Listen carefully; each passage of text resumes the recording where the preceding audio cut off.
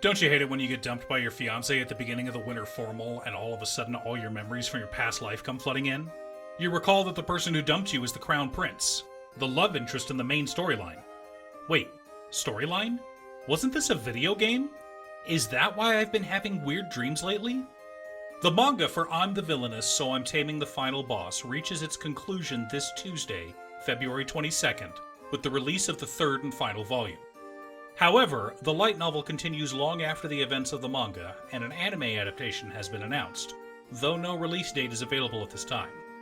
Written by Sarasa Nagase, the story tells the tale of a girl who has been isekai'd into her favorite dating simulator, a game she played all the time as she lay dying in the hospital, dreaming of a real life. It sounds like a familiar story. After all, there was a 2-season anime that aired recently with a similar premise. My Next Life as a Villainess, All Routes Lead to Doom. Both series have a lot in common. They're both isekai where the main character is a girl rather than a boy, harkening back to the classic 90s isekai like Inuyasha or Escaflowne. They're both shoujo rather than shonen, focusing on relationships and romance instead of superpowers and cool abilities. And both main characters were isekai'd into an Otome game, or dating simulator, as the so-called villain character. However, there are two major differences between All Routes Lead to Doom and I'm the Villainess, So I'm Taming the Final Boss. The first is that All Routes Lead to Doom is, at its core, a harem rom-com where the main character is surrounded by potential love interests, all vying for her affection. While I'm Taming the Final Boss is a rom-com focused on a single couple.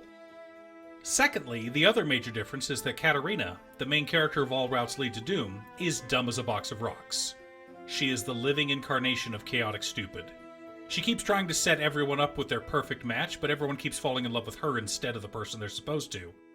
But she's clueless about it.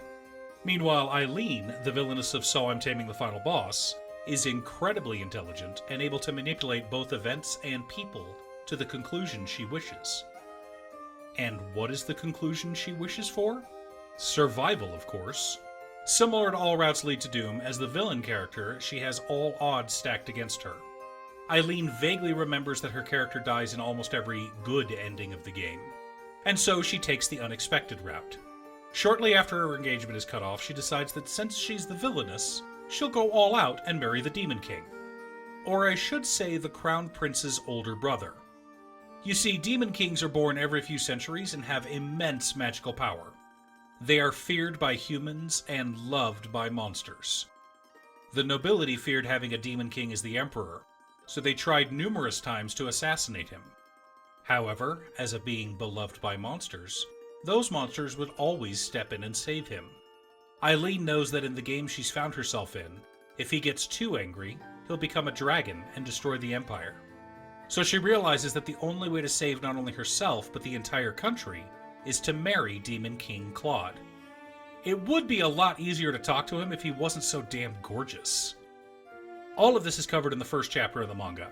I haven't read the light novel before, but I have read the manga.